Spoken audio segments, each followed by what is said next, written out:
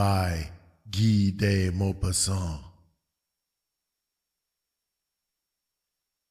All were crowding around Monsieur Bermutier, the judge, who was giving his opinion about the St. Cloud mystery. For a month this inexplicable crime had been the talk of Paris. Nobody could make head or tail of it. Monsieur Bermutier, standing with his back to the fireplace, was talking, citing the evidence, discussing the various theories, but arriving at no conclusion. Some women had risen in order to get nearer to him, and were standing with their eyes fastened on the clean-shaven face of the judge, who was saying such weighty things. They were shaking and trembling, moved by fear and curiosity, and by the eager and insatiable desire for the horrible, which haunts the soul of every woman. One of them, paler than the others, said during a pause, "It's terrible. It verges on the supernatural. The truth will never be known." The judge turned to her. "True, madame.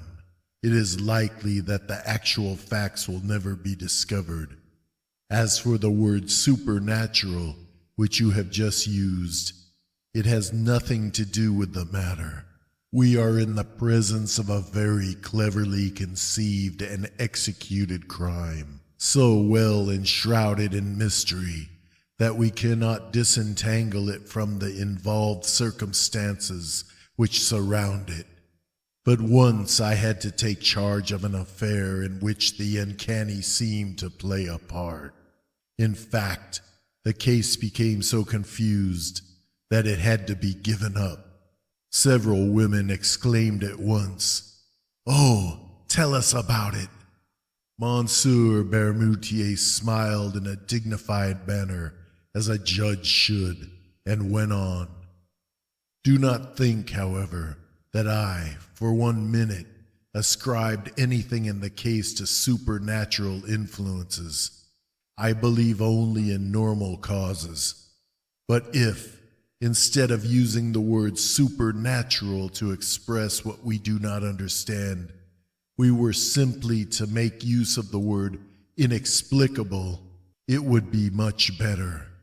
At any rate, in the affair of which I am about to tell you, it is especially the surrounding, preliminary circumstances which impressed me. Here are the facts. I was, at that time, a judge at Ajaccio, a little white city on the edge of a bay which is surrounded by high mountains. The majority of the cases which came up before me concerned vendettas. There are some that are superb, dramatic, ferocious, heroic. We find there the most beautiful causes for revenge of which one could dream. Enmities hundreds of years old, quieted for a time, but never extinguished. Abominable stratagems, murders becoming massacres, and almost deeds of glory.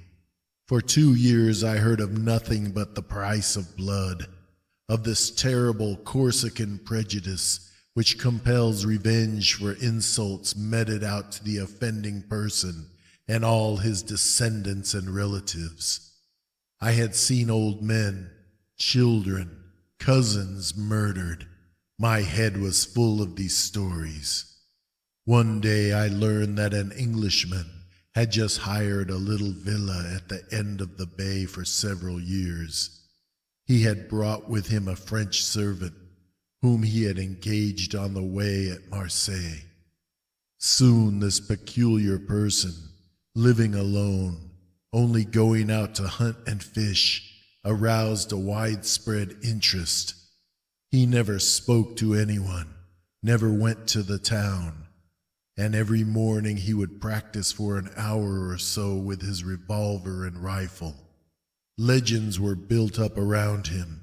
It was said that he was some high personage, fleeing from his fatherland for political reasons.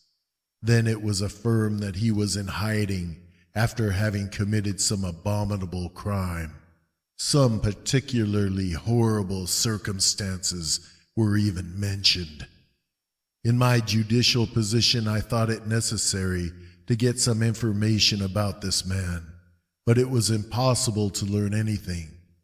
He called himself Sir John Rowell.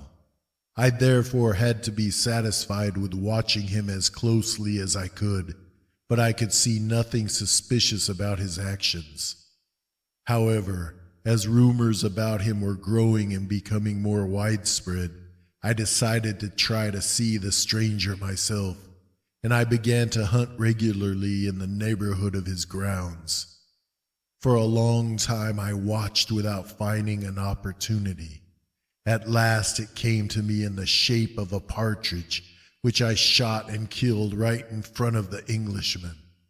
My dog fetched it for me, but taking the bird, I went at once to Sir John Rowell and, begging his pardon, asked him to accept it. He was a big man, with red hair and beard, very tall, very broad, a kind of calm and polite Hercules. He had nothing of the so-called British stiffness, and in a broad English accent he thanked me warmly for my attention. At the end of a month, we had had 5 or 6 conversations.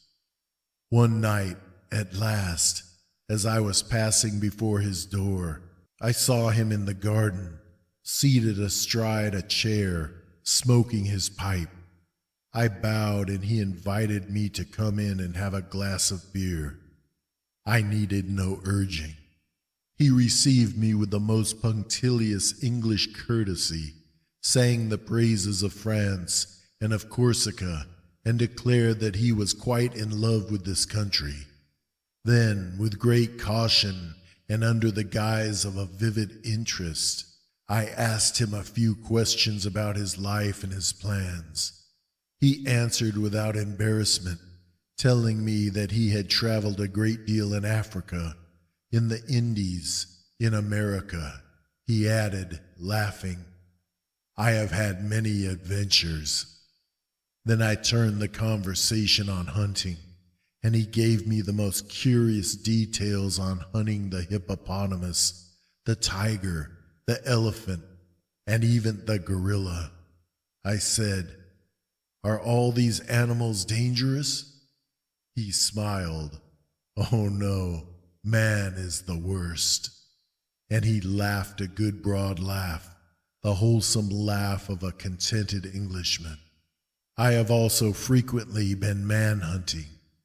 Then he began to talk about weapons, and he invited me to come in and see different makes of guns.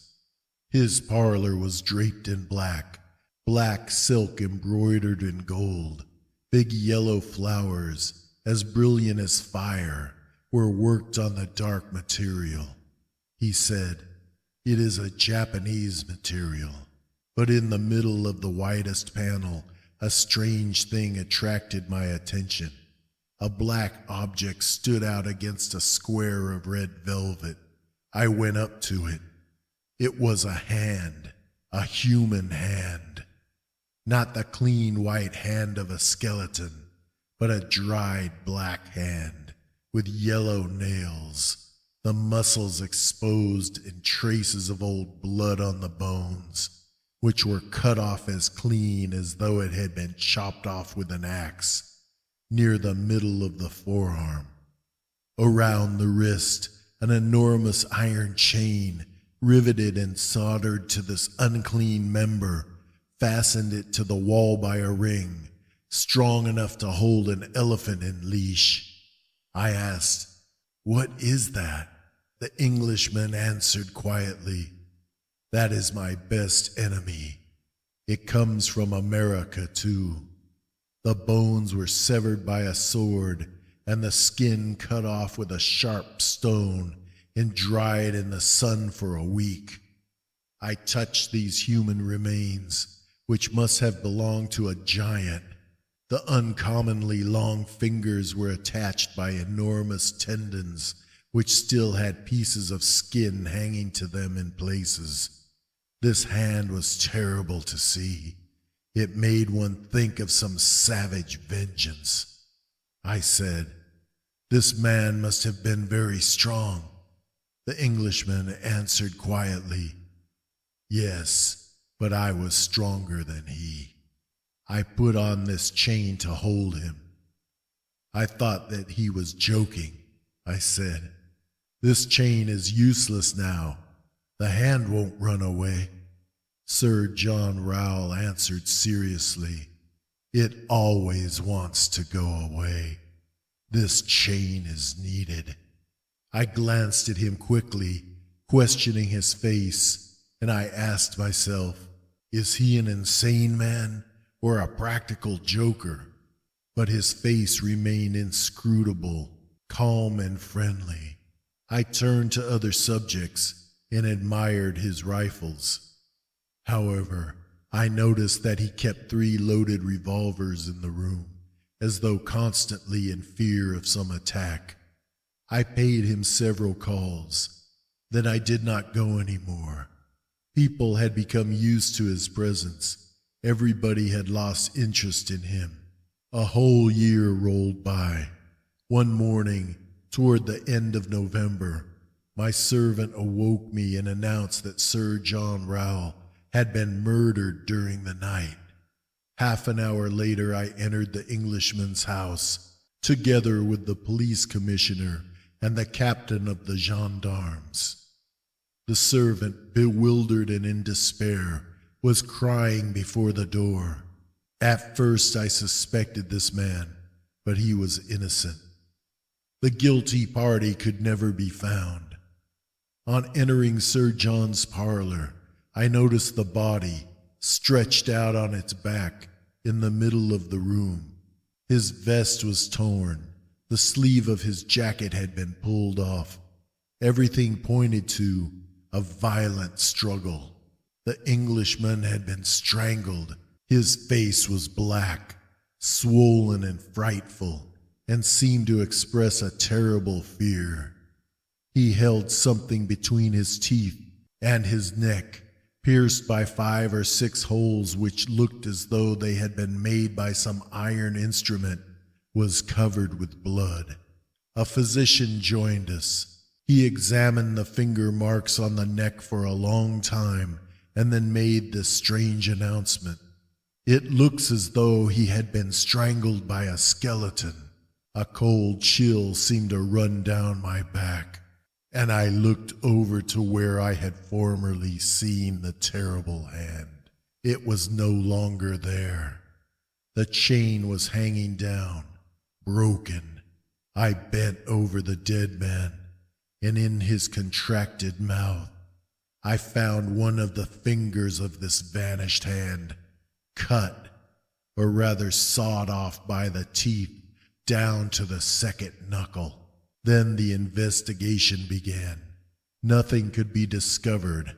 No door, window, or piece of furniture had been forced. The 2 watchdogs had not been aroused from their sleep. Here, in a few words, is the testimony of the servant. For a month his master had seemed excited.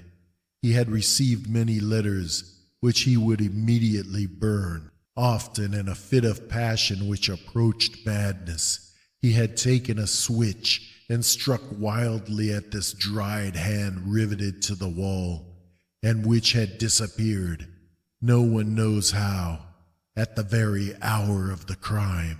He would go to bed very late and carefully lock himself in. He always kept weapons within reach.